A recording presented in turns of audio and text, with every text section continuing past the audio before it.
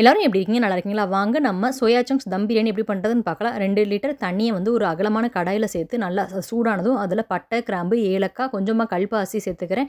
பிரிஞ்சி இலை இல்லங்க, இருந்துச்சு அப்படின்னா நீங்க இது கூட சேர்த்துக்கோங்க.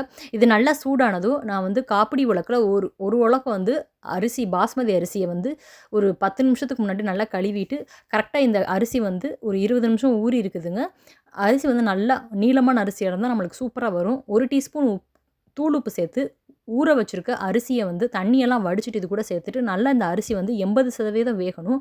எடுத்து பார்த்தா அரிசி வந்து ஒரு 10 நிமிஷத்துல வெந்து வரக்கூடிய ஸ்டேஜ்ல நம்ம வந்து இத எல்லாத்தையும் நம்ம வடிச்சுட்டோம் அப்படின்னா, தம் போடும்போது நம்மளுக்கு கரெக்ட்டா இருக்கும். இப்ப நல்லா இந்த தண்ணி எல்லாத்தையும் வடிச்சு எடுத்துட்டு வந்துட்டு, இப்ப பிரியாணி பண்றதுக்கு ஒரு அகலமான கடாயில மறுபடியும் ஒரு 3 டேபிள் ஸ்பூன் அளவுக்கு எண்ணெய் சேர்த்துருக்கு. ஒரு 1 டீஸ்பூன் அளவுக்கு பட்டர் சேர்த்து, இந்த பட்டரும் எண்ணெயும் நல்லா மெல்ட் ஆகட்டும். மெல்ட் ஆனதும் ஒரே ஒரு நீளமான வெங்காயத்த வந்து நறுக்கி வச்சிருக்கிறத சேர்த்து, வெங்காயம் வந்து நல்லா கண்ணாடி பதம் வர அளவுக்கு வதங்குனதும் 1 டீஸ்பூன் அளவுக்கு ஃப்ரெஷ்ஷா அரைச்ச இஞ்சி பூண்டு சேர்த்துட்டு, நம்ம இதுக்கு ஸ்பைசஸ் எல்லாம் சேர்த்துறலாம்.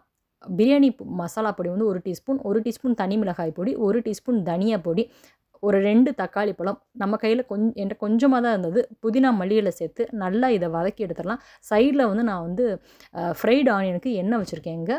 அது நல்லா வதங்கி வரட்டும். இப்ப நம்மளுக்கு நல்லா வதங்கிருச்சு. இது கூட காய்கறிகள் எல்லாத்தையும் சேர்த்துறலாம். கேரட்டு, பீன்ஸு ஒரு 1 கப்பு அளவுக்கு நான் வந்து சோயா சங்க்ஸ் தான் மெயின் அப்படின்றதுனால நெறையாவே சேர்த்துக்கிறேன். இத ஒரு காய்கறி எல்லாத்தையும் லைட்டா 2 நிமிஷம் வதக்குனதும் 1 கப்பு அளவுக்கு தயிர், தேவையான அளவு உப்பு சேர்த்துட்டு, எந்த கப்ல நம்ம அரிசி எடுத்தோமோ அந்த கப்லயே நம்ம நல்லா கொதிக்கிற தண்ணிய 1 கப் அளவுக்கு சேர்த்து மூடி இந்த காய்கறி எல்லாம் நம்மளுக்கு ஒரு 10 நிமிஷம் விட்டோம் அப்படின்னா சூப்பரா வெந்து வந்துரும். மூடி ஓப்பன் பண்ணி பார்த்தா காய்கறி எல்லாம் நம்மளுக்கு சூப்பரா வெந்து வந்திருக்குங்க. கேரட், பீன்ஸ் அப்படின்றனால சீக்கிரமாவே வெந்துரும். இப்போ நம்ம ஃபர்ஸ்ட் லேயர்ல வந்து ஆல்ரெடி வேக வச்ச சாதத்த போட்டுட்டு, மேல வந்து ஃப்ரைட் ஆனியன் போட்டுக்கலாம். ஃப்ரைட் ஆனியன் சேர்க்கும்போது நல்லா ஸ்வீட்னஸா இருக்கும்.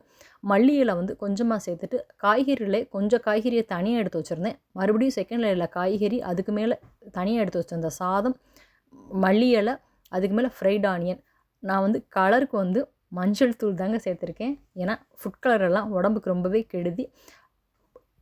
தம்ல வந்து ஒரு 5 நிமிஷம் வச்சுட்டு, அடுப்பு ஆஃப் பண்ணிட்டு, கரெக்ட்டா ஒரு 20 நிமிஷம் அத அப்படியே விட்டுட்டோம் அப்படின்னா, சூப்பரா நம்மளுக்கு பொல பொலன்னு அருமையான பிரியாணி தயாருங்க.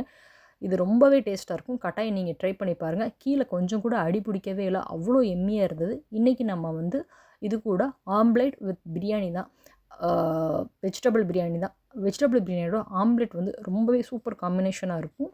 செம எம்மியான இந்த ஒன் பாட் வெஜிடபிள் பிரியாணி நீங்களும் உங்கள் வீட்டில் ட்ரை பண்ணி பாருங்கள். உங்கள் குழந்தைங்களுக்கும் செஞ்சு கொடுங்க. நீங்களும் சாப்பிட்டு சந்தோஷமா இருங்க.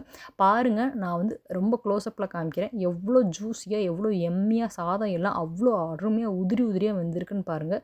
மசாலா எதுவுமே ரொம்ப சேர்க்கல. ரொம்ப கம்மியான ஸ்பைசஸில் அவ்வளோ ஒரு சூப்பரான பிரியாணி வீட்டிலேயே சுலபமாக நம்ம பண்ணி முடிச்சிடலாம். இதே போல் நீங்களும் இந்த பிரியாணியை ட்ரை பண்ணிவிட்டு எப்படி இருந்துச்சு அப்படின்றதையும் கட்டாயம் சொல்ல மறக்காதீங்க. நம்ம சேனலை சப்ஸ்கிரைப் பண்ண எல்லாத்துக்கும் ரொம்ப ரொம்ப நன்றிங்க. இதே போல் நம்ம இன்னொரு வீடியோவில் சந்திக்கலாம். அது வரைக்கும் நன்றி, வணக்கம், டாட்டா, பாய்.